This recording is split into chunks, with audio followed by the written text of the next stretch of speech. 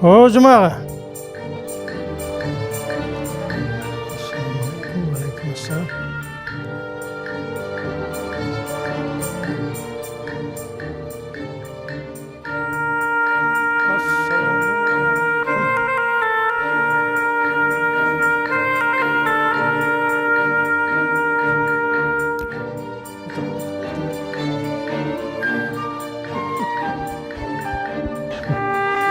Özünüz yaxşımı? Oturun. Misal yüzeyli olan yine ne emekim bolsa Nereden gel kalan? Kaçan gel kalan? Gelen aslı kaçan geç göç gelinen söyle. Birinci niye göç gelen? Karakemer göç gelen. Adam şu 3-4 yılda varan başladım sen. Bizler Baldırlı. Baldır ikiye bölünüyor. Alıyor mu? İkiye bölünüyor. Baldır yani sizlerin ataların kışlağından, öyünden Angrı Baldır, beri 3 tut.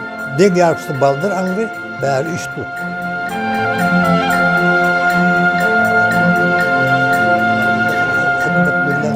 Uğraşır kalfak oldu. Emmez birleşim. 3 brigat vardı.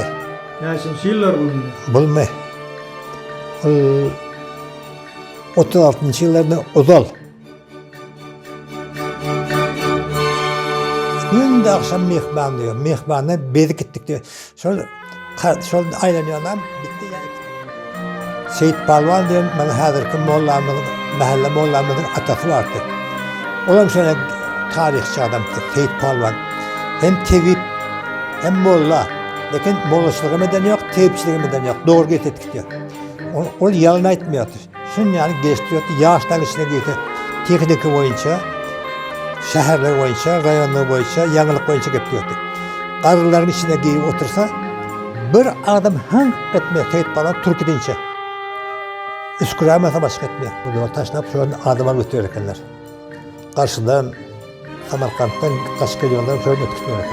Ağatlı, Aksellerin bağlı, bu dinmenem alıyor diyor. Bazısı da cay tapar ben bir kaç cay tap veren, lakin atılıda cay yok.